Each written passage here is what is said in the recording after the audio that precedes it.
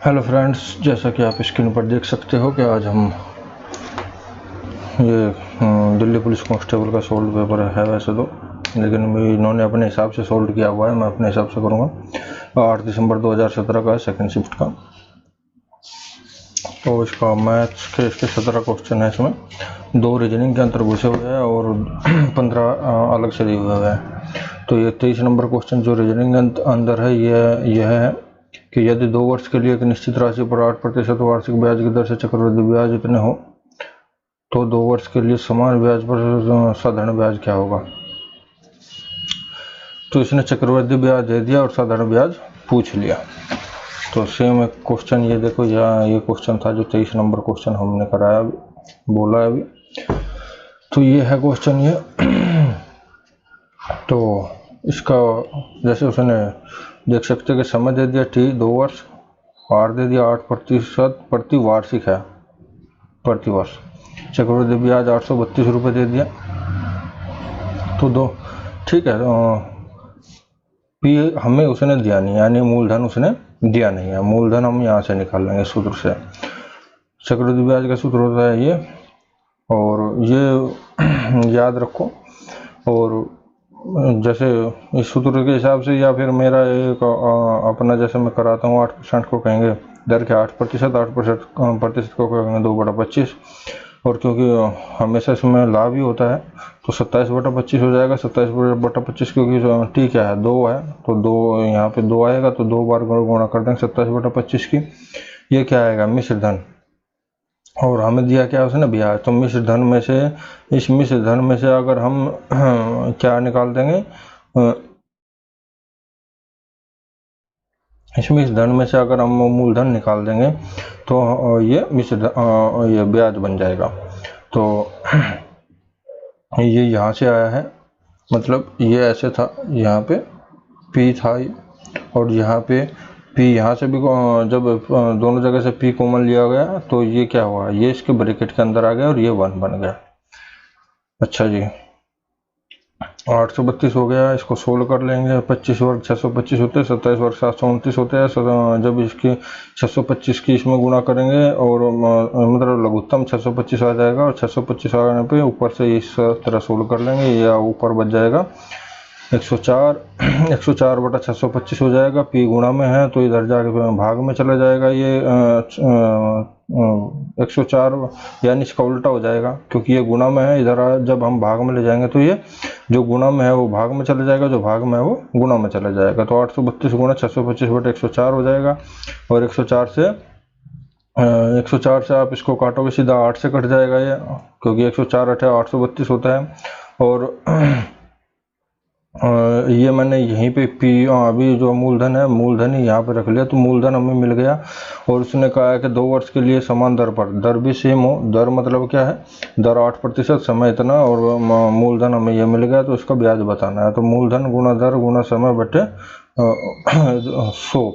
मूलधन दर क्या होगी 8% यानी 8/100, मूलधन गुणा दर गुणा समय और बटे 100। तो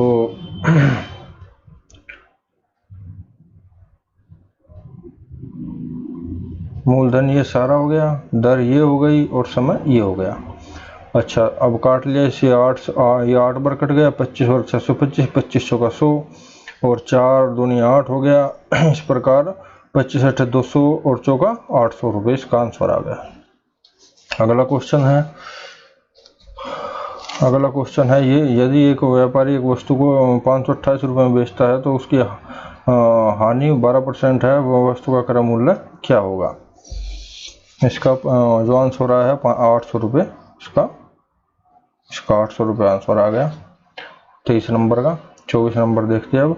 यदि एक व्यापारी एक वस्तु को 528 रुपये में बेचता है तो उसकी हानि 12% है, वस्तु का क्रय मूल्य क्या है। देखो, बेचता है या इन्हें विक्रय मूल्य दिया है। विक्रय मूल्य और क्रय मूल्य दो ही चीज चाहिए, तो या तो ऐसे कर लो, क्योंकि 12% हो गया तो 3/25 हानि होगी। हानि का मतलब क्या होगा, कम, यानी 22/25।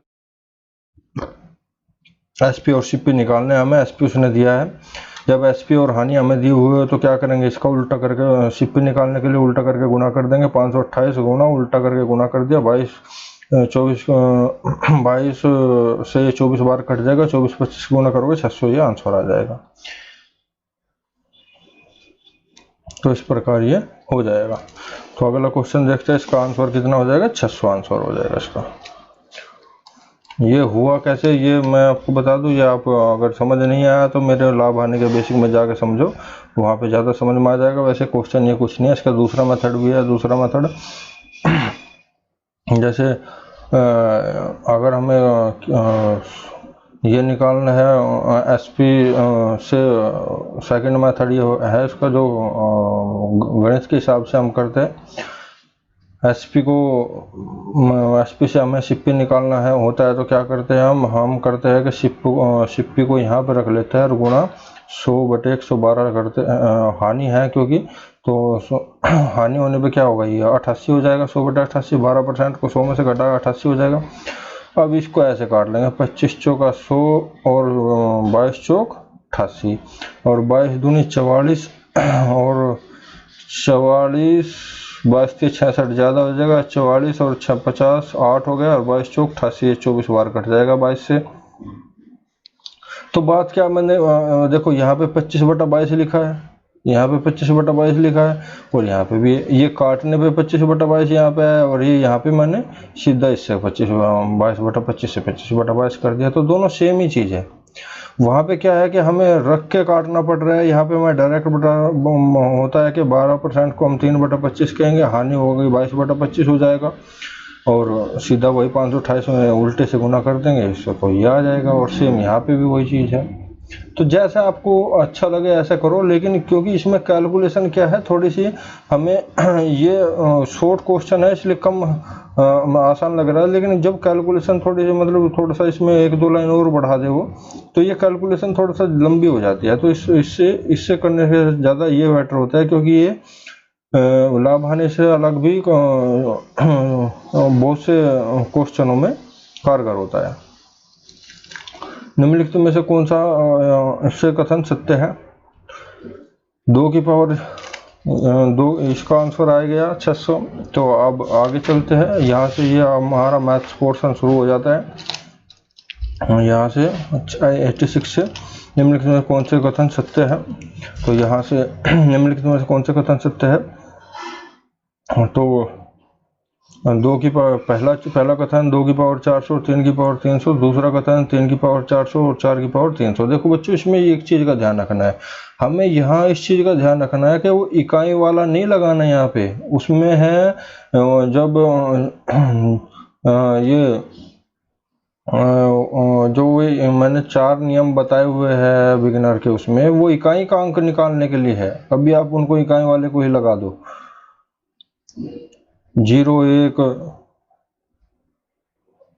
2 3 और ये 9, वो वाला नहीं है, वो इकाई अंक के लिए है। ये पूछ रहा है कि इनमें कौन सा बड़ा छोटा है, तो बड़े छोटे में हमें ये दोनों में अंतर करना पड़ेगा। यहाँ इकाई अंक नहीं पूछ रहा है वो। तो 2 की पावर 400 का मतलब है 2 की पावर 400 को हम क्या लिखेंगे, 100 गुणा 4, 100 गुणा 4 लिख देंगे। 3 की पावर 400 को क्या लिख देंगे, 3 की पावर क्या 400 को हम करेंगे 3 की पावर 3 गुणा 100 हो जाएगा। तो देखो बच्चों, मैं बताता हूँ इनको घात को सोल्व करने के लिए क्या सबसे सरल तरीका क्या है, जैसे आगे बताऊंगा मैं। फर्स्ट ये दिया है इसने, सेकंड दोनों में पूछा है कि कौन सा बड़ा है। 4 ऑप्शन दिया है, केवल 1, केवल 2, 1 और 2 दोनों, ना तो 1 और ना ही 2, ये 4 ऑप्शन इसने दिए। इसको करेंगे कैसे, इसको ऐसे करेंगे कि इसको भी क्या करेंगे, इनकी जो ये है ना, ये बराबर कर लेते हैं घात। जब दोनों की घातें बराबर हो जाती है तो जो बड़ा है वो बड़ा है और जो छोटा है वो छोटा है। तो इसमें आप घातों को अगर हमें ये करनी के रूप में दी हुई है तो हम लघुत्तम लेके बराबर कर लेते हैं, और अगर हमें करने के रूप में नहीं दी है, सीधा घात के रूप में ही दिया हुआ है, तो हम ऐसे इनको बराबर कर लेते हैं, यानी गुणा करके बराबर कर लेते हैं, यानी फैक्टर करके। फैक्टर करके हम इनको अगर घात के रूप में दिया तो फैक्टर करके बराबर करने हैं, और अगर करनी या घात के रूप में दी है, करनी के रूप में भिन्नात्मक घात दी है यानी, तो हमें लघुत्तम लेके बराबर कर लेने होते हैं, और फिर हम छोटा बड़ा उसको निकाल सकते हैं। जैसे 400 को 2 की पावर 4 गुना 100 बोलेंगे, और 300 को 3 की पावर, जैसे घात और करनी के मैंने उसमें बताया हुआ भी है चैप्टर में, घात और करनी के चैप्टर में बताया हुआ है कि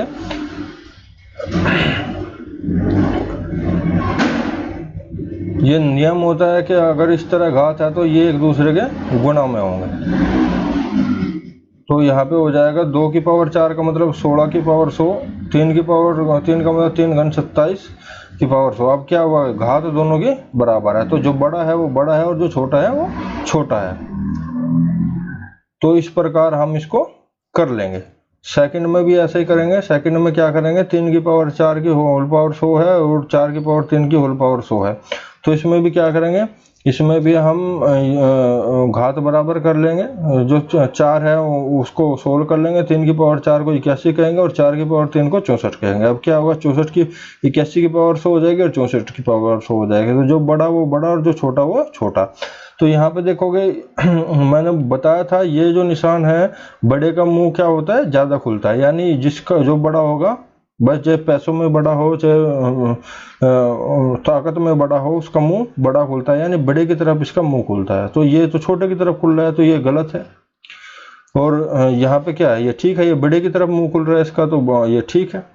तो इसमें आंसर क्या हो जाएगा, आंसर हो जाएगा केवल 2, केवल 2 आंसर हो जाएगा। 87 नंबर क्वेश्चन, प्रथम 30 सम संख्याओं का योग क्या होगा। प्रथम n प्राकृत संख्याओं का योग का सूत्र है n+1। तो इसका 30 प्रथम n सम संख्याओं का योग पूछ रहा है, वो 30 सम संख्याओं का पूछ रहा है, तो प्रथम 3 का हो जाएगा 30 गुणा 31। तो ये आंसर आ जाएगा। एक लाइन का क्वेश्चन था, अगर सूत्र याद है आपके। 88 नंबर 87 का क्वेश्चन का आ गया क्या, 930 आंसर आ जाएगा। 88 का हो जाएगा इतने का स्क्वायर प्लस इतने का स्क्वायर का मान है। देखो इसमें क्या चीज है देखने की, इसमें देखने की ये चीज है कि इसमें देखो, ये अगर हम इसमें से घटा दे तो यहाँ एक ही बचेगा। क्या बचेगा, एक ही बचेगा, क्योंकि इसमें और इसमें एक का ही अंतर है, नहीं ये भी सेम ही है।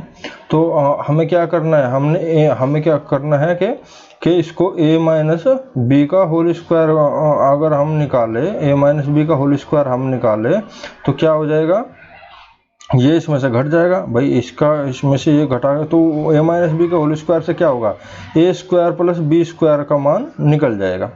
अगर हम यहाँ से a माइनस बी के होल स्क्वायर को हम निकालेंगे तो a square plus b square minus का 2ab होता है, तो ये होता है। तो यहाँ पे क्या निकल, ये निकल जाएगा, इसका मान पूछ रहा है, वो इसी का मान पूछ रहा है। तो यहाँ पे a क्या है, a बराबर मान लेते हैं 1.01 और b बराबर मान है 0.01। तो इसमें से अगर इसको घटाएंगे तो क्या बच जाएगा, 1 बच जाएगा, जिसका वर्क करना आसान होगा। तो इसलिए हमने क्या किया, a माइनस बी का होल स्क्वायर का लगा दिया। देखो लगा, इसको बनाने के लिए हमने क्या किया, इसमें एक बार 2ab, क्योंकि माइनस के 2ab आ रहा था, a माइनस बी का होल स्क्वायर बनाने के लिए क्या करना पड़ेगा हमें, a square plus b square minus के 2ab लाना पड़ेगा, जो कि है नहीं इसमें तो a square plus b square ही है। तो 2ab क्या करेंगे, एक बार घटा देंगे 2ab को, एक बार जोड़ देंगे, तो क्या होगा, आप देखोगे इससे ये कट जाएगा, यानी ये बराबर, ये इसी के बराबर है। तो एक बार इसको घटा देंगे, एक बार जोड़ देंगे, तो ये क्या है, अब भी यही है। तो आप क्या करेंगे, इसमें से जो हमें चाहिए वो रख लेंगे और जो नहीं चाहिए उसको बाहर रख लेंगे। तो ये चाहिए था, यहाँ तक कि ये क्या सूत्र बनेगा, यहाँ तक कि ये जो सूत्र बनेगा ये बन जाएगा a square plus b square minus के 2ab। तो इसको हमने क्या कर दिया, a माइनस बी का होल स्क्वायर का सूत्र बन गया ये तो, और ये हमें ये बच गया हमारा, ये हमने बाहर रख लिया। अब इसमें से ये घटाया तो देखो यहाँ पे क्या बच गया, 1 का स्क्वायर बच गया, और ये इसमें क्या किया, गुणा कर दिया हमने। तो इसकी जब गुणा करोगे तो ये आ जाएगा, ठीक है। कैसे आएगा, 101 ही कम 101, देखो दशमलव मत गिनो, दशमलव से गुणा में और भाग में दशमलव से कंफ्यूज मत हो, दशमलव से कंफ्यूज होना है हमें, कहीं में दशमलव से कंफ्यूज होना है हमें जोड़ में और घटा में। जोड़ में और घटा का तरीका मैं बताया है, हमेशा लिख के ही ऊपर नीचे रख के ही दशमलव के सामने दशमलव रख के ही जोड़ना घटाना है। गुणा में कुछ नहीं करना है। गुणा में क्या करना है, पहले हमें जो भी है अंक उनकी गुणा कर देनी है और जितने दशमलव अंक है उनको जोड़ के उतने अंक पे दशमलव लगा देना। जैसे 101 की कम 101 और 101 में 2 की गुणा करोगे तो 202 हो जाएगा। अब 202 हो जाएगा, देखो 202 हो गया। अब 202 में 2 और 2 4 4 अंकों पे दशमलव लगाना है। 2 और 2 4 अंकों पे दशमलव। तो 202 में 1 2 3 3 ही अंक है, तो 1 0 आगे लगा के हम क्या करेंगे, दशमलव लगा देंगे, तो 0 दशमलव जो ये हो जाएगा। अब इसमें क्या 1 वर्ग 1 जोड़ना है, तो जोड़ने में क्या होगा भाई ये इसमें तो कोई दशमलव नहीं है, तो इसको लिख के पीछे ये लिख देंगे डायरेक्ट, क्योंकि आप रख के भी जोड़ोगे तो तब भी यही आएगा, क्योंकि इसमें कोई दशमलव है ही नहीं, तो ये सबसे आगे आएगा। तो इसका आंसर आ जाएगा 1.0202, जो कि ये होगा, ए आंसर होगा इसका। नेक्स्ट क्वेश्चन है 89 क्वेश्चन है ये है 80 से 120 तक ऐसी कितनी संख्या है जो 7 तथा 5 दोनों से विभाज्य है। देखो जो 7 तथा 5 से दोनों से विभाज्य है वो क्या होगा, इनके गुणनखंड से विभाज्य होगी। बस 7 और 5 से जो विभाज्य है वो 35 से विभाज्य होगी, ठीक है।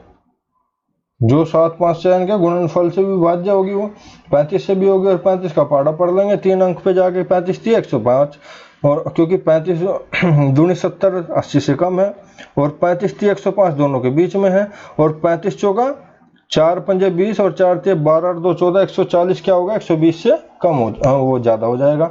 तो क्या हुआ, एक ही संख्या हुई 105। देखो 35 दूनी 70 80 से कम है, और 35 थी 105 क्या है 80 और 120 के बीच में है, और 35 चौका 140 जो 120 से ज्यादा हो गया। तो क्या हमें ये कम रह गया, ये नहीं है, ये ज्यादा हो गया, ये नहीं है, तो सिर्फ यही है। अगली संख्या यदि a प्लस बी 10 हो तथा a b 5 हो तो a square plus b square का मान क्या होगा। a प्लस बी दे दिया, a भी दे दिया, तो a प्लस बी का होल स्क्वायर कर लेंगे, क्योंकि a b किसके सूत्र में आता है, देखो ये भी a प्लस बी या a माइनस बी के होल स्क्वायर के सूत्र में आता है, और ये भी a plus b a minus b के होल स्क्वायर के सूत्र में आता है।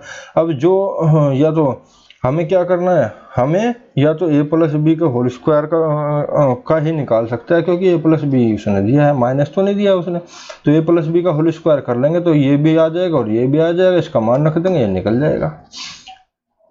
a प्लस बी का whole square a square plus b square plus के 2ab। अब ये क्या है, ये 10 है, 10 का वर्ग 100 होता है, और ये इधर आगे क्या है 5 दूनी 10, क्योंकि इसके ए बी का मान 5 है, 5 दूनी 10, इधर आगे घट जाएगा, तो 100 में से 10 घटा के ये बच गया, a प्लस बी स्क्वायर का मान क्या बच गया 90 बच गया। इसका आंसर 90 हो गया, 89 90 का हो गया। देखो 89 का 1 हो गया और 90 का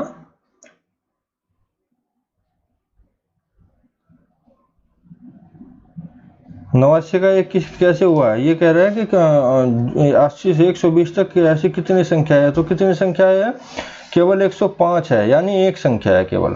89 में क्या है, केवल एक संख्या है जो 105 है, तो एक आंसर आएगा इसमें। 90 में क्या है 90 आंसर आ गया, जो कि हमारे यहाँ पे आ गया 90 आंसर, ठीक है।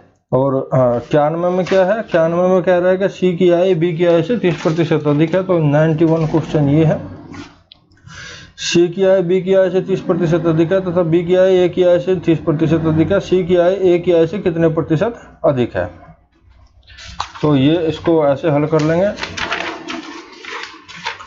देखो ए बी सी लिख लिया हमने, ए बी सी। अब वो कह रहा है यहाँ पे कि सी की आय बी की आय से 30% अधिक है। 30% को बोलते हैं 3/10, 3/10 है। सी की आय बी की आय से 30% अधिक है, बी की आय से 30% अधिक है, यानी हम अगर सी की वो बी की अगर 10 मानेंगे, क्योंकि सी की क्या है 3% अधिक, 10 का 3% क्या है, 10 का 30% क्या है 3 है, 10 का 30% कितना है 3 है। तो अगर हम बी को 10 मानेंगे तो ये सी कितनी हो जाएगी 13, क्योंकि सी की जो है बी से 30% अधिक है, यानी 3 अधिक है।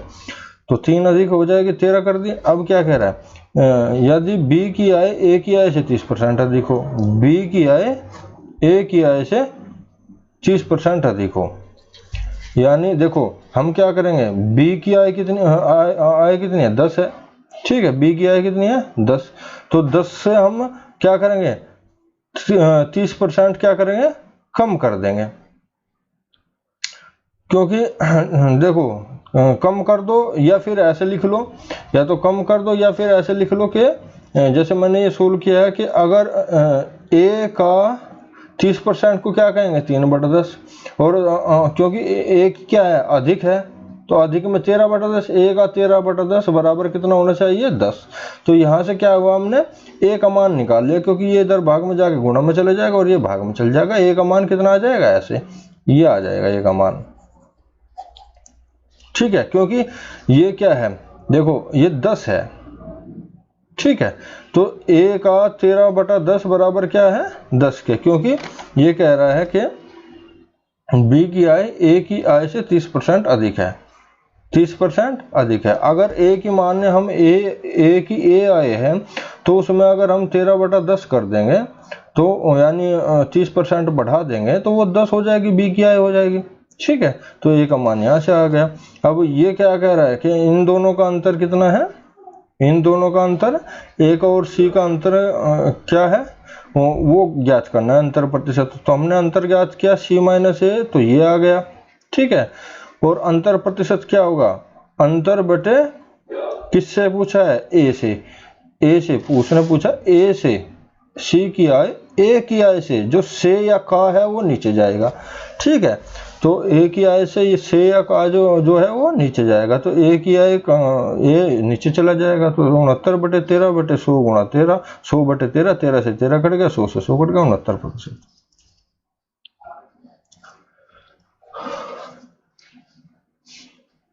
अगला क्वेश्चन, यदि x अनुपात y बराबर इतना हो और y अनुपात इतना हो, तो x अनुपात z का मान बताए। तो मैं बताया था ये मिश्र अनुपात निकालने का क्या तरीका है, जब दो अनुपात हमें दिए हुए तब मिश्र अनुपात निकालना, जब अनुपात 3 दिए हुए तब मिश्र अनुपात निकालना, जब बता चुका हूँ मैं मेरे अनुपात समानुपात में जाके वहाँ पे आप देख सकते हो, बेसिक में x y z हो गया, ये 4:3 है, ये 7:9 है, ऐसे लिख लिया, तो ये एक स्ट्रक्चर बना है, इसकी इसमें गुना, इसकी इसमें, इसकी इसमें, और 7 21 और 7 9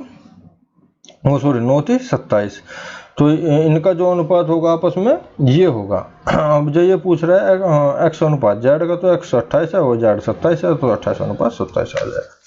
तो इस प्रकार हमारा ये हो गया, ये 28:27 हो गया, और ये 69 हो गया हमारा पहला, ये 69 आंसर आया था, ये 28:27 आ गया। 93वां क्वेश्चन है 50 संख्याओं का औसत 18 ज्ञात किया गया है, 3 संख्याओं इतने और इतने को गलती से इतने ले लिया गया, सही औसत क्या है।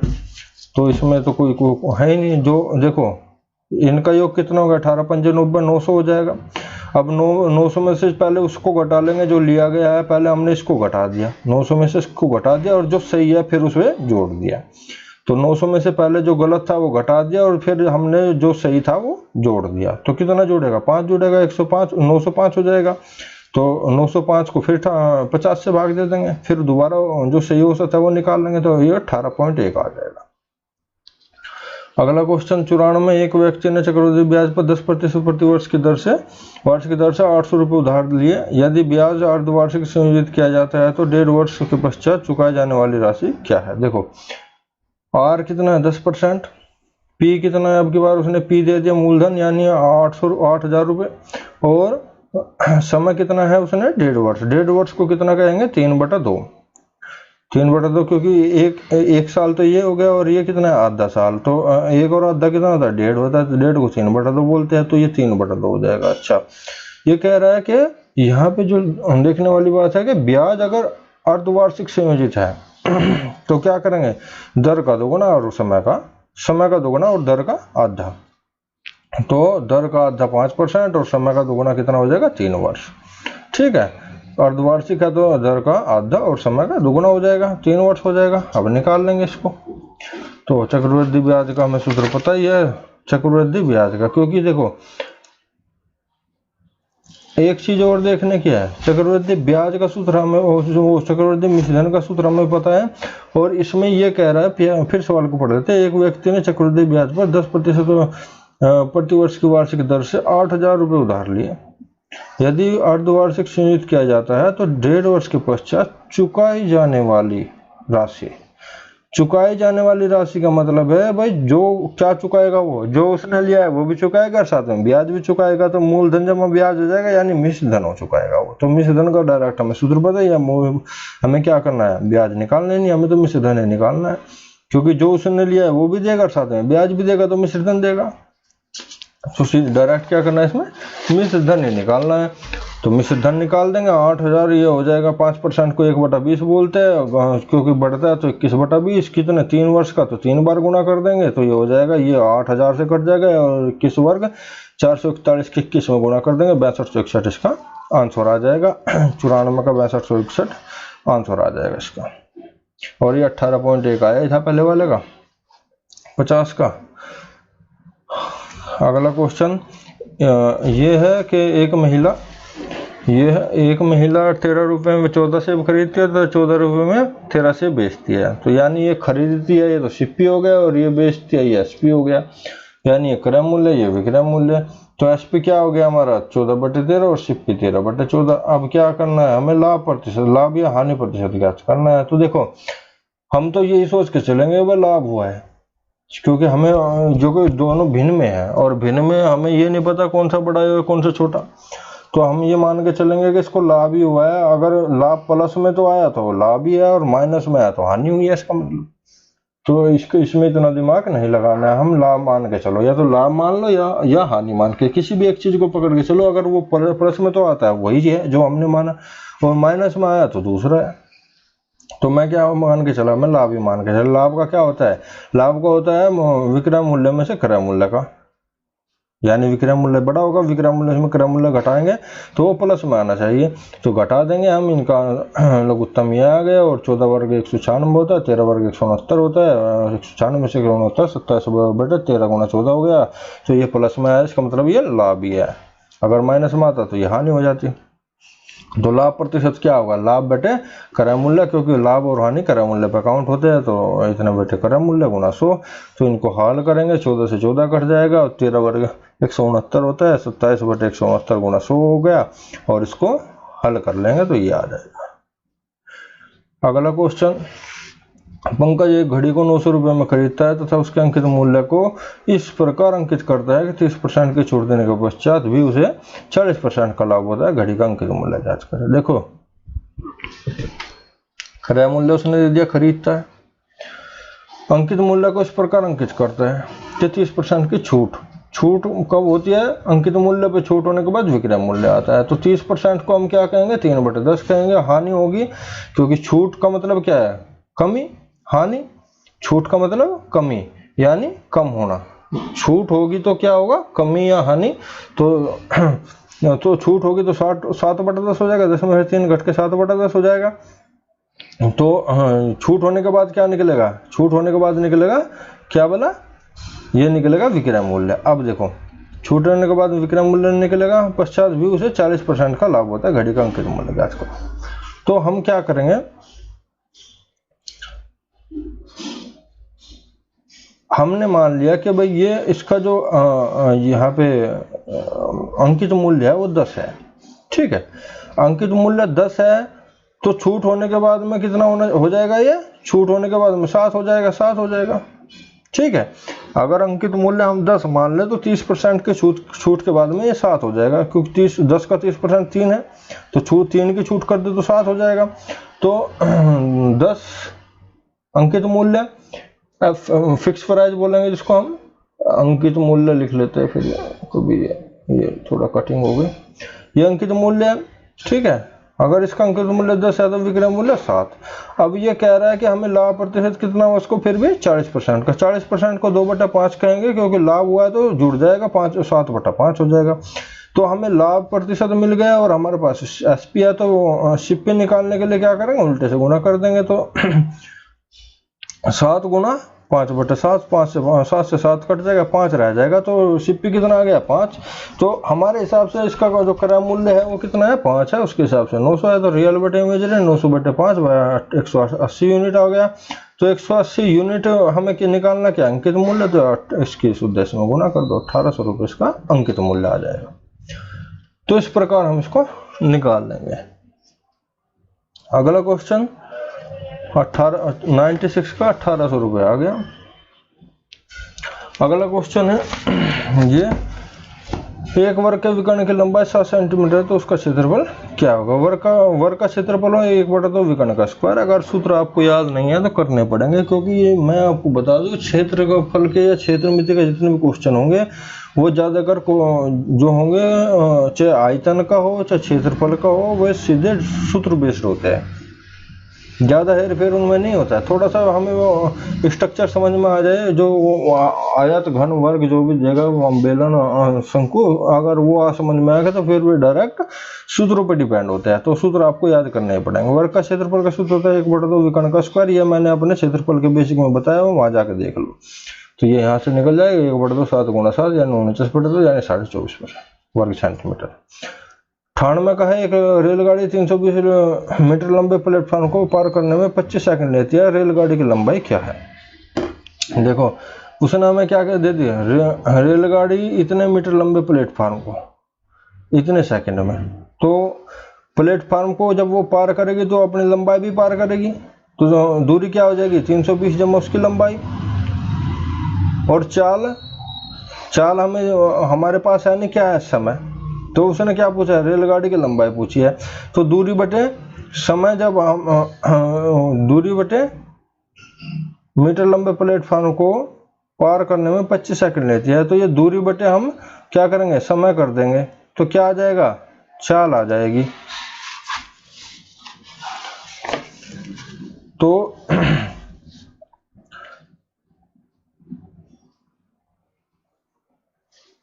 करेंगे इसको, ये आधा क्वेश्चन लिखा गया आधा नहीं लिखा गया, मैं भी यही कह रहा ना, मगर ऐसे कैसे हो रहा है। देखो ये पूरा क्वेश्चन ये है, क्योंकि इससे तो पॉसिबल ही नहीं है। आपको या तो 2 समय दिया उसने 2 चीज़ों को पार करेगा, या फिर इसमें हमें क्या दे वो, या फिर हमें चाल दे, या तो चाल दे तब निकलेगा, या फिर दो चीज़ों को क्रॉस करे 2 चीज़ों को समय दे तब निकल पाए, पॉसिबल है। तो ये क्वेश्चन आधा है। आगे क्या क्वेश्चन है इसका, ये है पूरा क्वेश्चन एक 320 मीटर लंबी, जैसा कि आप देख सकते हो।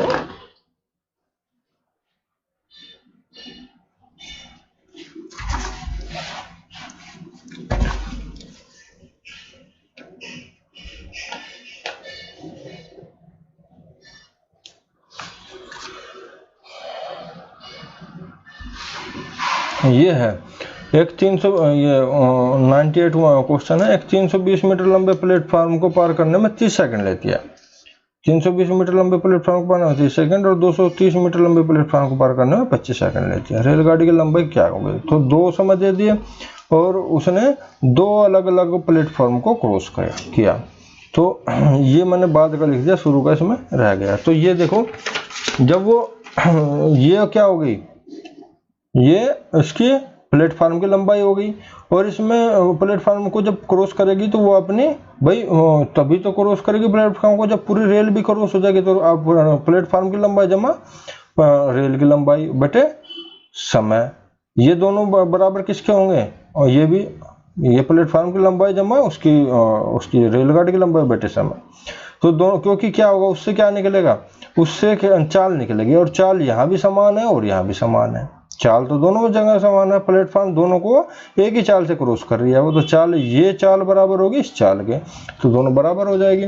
तो इस तरह हम यहाँ से क्या करेंगे, इसका मान हमने मान लिया, माना रेल की लंबाई, ये लिखने की जरूरत नहीं है, दिमाग में ये मैं समझाने के लिए लिख रहा हूँ, इसको क्वेश्चन पेपर में कभी भी लिखना नहीं होता, दिमाग में मान के चलते हैं एक्स है।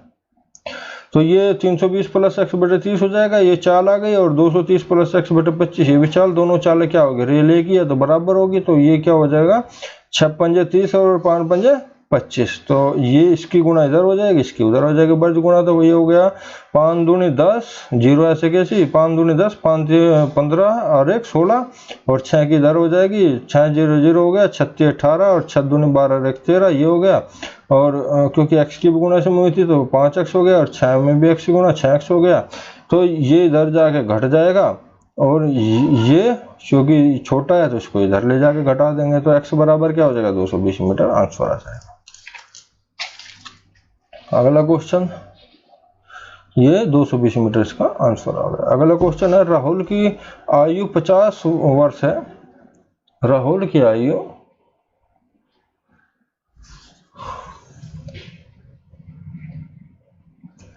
राहुल की आयु 50 वर्ष है, मोहित की आयु इतने हैं, कितने वर्ष पूर्व उनकी आयु का अनुपात इतना होगा।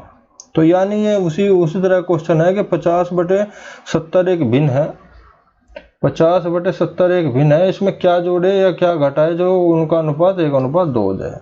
क्योंकि ये इसने क्या किया, कितने वर्ष पूर्व, तो क्या करेंगे, इसमें से क्या घटाए, पूर्व का मतलब कम करे, पहले का मतलब पहले वाली कब आएगी, जब घटाई जाएगी, तो इसमें इन दोनों में से क्या घटाए कि उसका अनुपात 1/2 हो जाए। तो हमने कहा कि इनमें से दोनों में से x घटा दो, तो x घटाने पे क्या होगा, इसकी वर्ग गुणा कर देंगे, x घटाने पे दोनों में 1:2, 1/2 हो जाएगा। तो ये क्या हो जाएगा, 50 दूनी 100 माइनस के 2x, और ये हो जाएगा 70 माइनस के x। अब जो 4 4 को अलग कर देंगे तो 70, 100 में से 70 जाके 30 बच जाएगा, और 2x में से इधर 2x प्लस का हो जाएगा, और इसमें से माइनस ये, लेकिन ये तो 3x हो गया, हाँ तो ठीक तो है। तो ये क्या हो जाएगा, ये 3x बराबर के ये हो जाएगा 30, तो x बराबर 10 आ जाएगा, क्योंकि ये इधर आके माइनस से प्लस हो जाएगा। अरे नहीं, ये भी तो माइनस ही है, सॉरी, ये भी माइनस है, ये भी माइनस है, तो इसको ये क्या होगा, यहाँ देख लो इसको, ये हो जाएगा 100 माइनस के 70 बराबर के, ये माइनस का x है, माइनस का x प्लस के, ये इधर आके प्लस का हो जाएगा, प्लस का हो जाएगा। हमने 4 4 एक साइड कर लिए, तो संख्याएं और जो ABCD वाले अंक है वो यानी एक तरफ कर लिए, तो 100 में से 70 जाके 30 बच गया, कितना बच जाएगा, 30 बच जाएगा। और यहाँ पे 2x प्लस किया और x माइनस किया, तो माइनस का चल जाएंगे प्लस के में से, तो प्लस का x बच जाएगा, x बराबर 30 बच जाएगा। अनुज की अक्षमता आंसर कितना आ जाएगा, इसका 30 आ जाएगा आंसर, ये 30 आंसर। 100वां क्वेश्चन है, अनुज की अक्षमता विनोद की अक्षमता का 150% है। 150% का मतलब हो गया 3/2, यानी विनोद की 2 हो गई तो अनुज की 3 हो गई। क्षमता जो होती है वो जब मेरे बेसिक में जाकर देखोगे समय कार्य में, अब वहां पे आपको पता चलेगा। तो अगर उनकी क्षमता का अनुपात क्या है, 3:2 है, तो समय उसका उल्टा होगा, 2 3 हो जाएगा। अब वो कह रहा है कि अनुज एक कार्य करने में 10 दिन लेता है, तो इसको 2 को 10 करने के लिए क्या ना 5 की गुणा करनी पड़ेगी, तो 5 की इसमें किया तो 5 की इसमें कर देंगे। तो ये 10 में करता है तो ये 15 में करेंगे, या तो ऐसे कर लो, या फिर ऐसे कर लो कि वो कह रहा है कि 10 दिन में करता है, और हमारे हिसाब से कितने में करता है, 2 दिन में करता है। भाई वो कह रहा है कि अनुज एक कार्य को 10 दिन में करता है, लेकिन हमारे हिसाब से 2 दिन में कर रहा है, तो रियल बटे 10/2, 5 यूनिट आ गए, 5 की। यहाँ वीडियो थोड़ी सी इसकी आवाज़ नहीं है, तो इसको थोड़ा सा बीच में से काट कर देखें।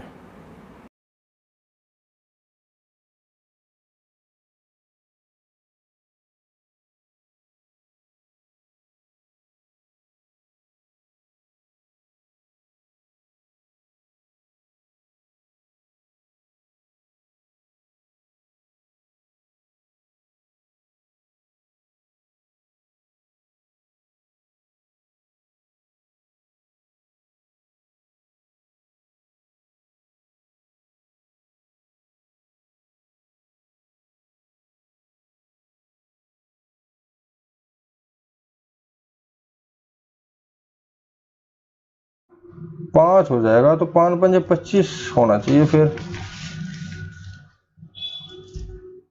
वे दोनों मिलकर उसी कार्य को कितने करने में कितना समय लेंगे।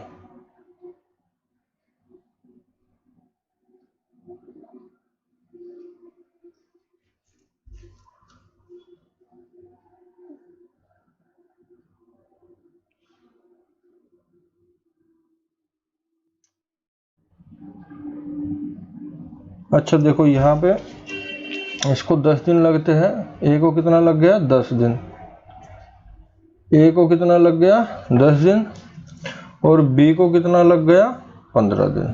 ठीक है, यहाँ से निकालो 30, 10 दूनी 10 30 और 15 दूनी 30, 5/30, तो ये हो जाएगा 1/6, यानी कितना लगेगा 6 दिन लग जाएगा दोनों को। यहाँ से निकालना है कितना दिन लगेगा 6 दिन लगेगा। अब आशा करता हूँ समझ आया होगा। फिर देख लो उनका जो क्षमता है, उनकी जो क्षमता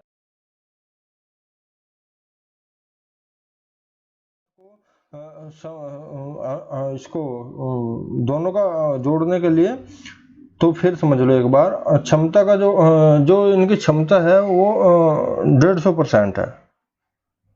अनुज की जो क्षमता है विनोद की क्षमता से 150% है, तो 150% को 3/2 कहेंगे, तो यानी इसकी विनोद की क्षमता जो है अगर 2 है तो अनुज की कितनी हो जाएगी 3 हो जाएगी। तो अनुपात हो गया इनका 3:2, तो समय कितना लगेगा उल्टा हो जाएगा। अब ये कह रहा है कि अनुज को एक कार्य को करने में 10 दिन लगते हैं, हमारे हिसाब से 2 दिन लगते हैं, तो रियल बटे इमेजिनरी 10/2 यानी 5 मिनट, 5 किसी में भी गुणा कर दो, इसके भी कर दो, इसको 10 दिन लगेंगे तो इसको 15 दिन लगेंगे। अब इनको ए का दिन के दोनों का इकट्ठा निकालना है, तो ए को 10 दिन लगते हैं, बी को 15 दिन लगते हैं, तो इनको लघुत्तम लेके तो 10 30 और 15 दूनी 30, तो 5/30 हो जाएगा, तो 1/6 दिन इसका क्या हो जाएगा 1/6 कार्य। ये कार्य है 1/6 कार्य है, 1 दिन का कार्य है, और ये या 6 दिन है, तो इससे इसका आंसर 6 दिन आ जाएगा।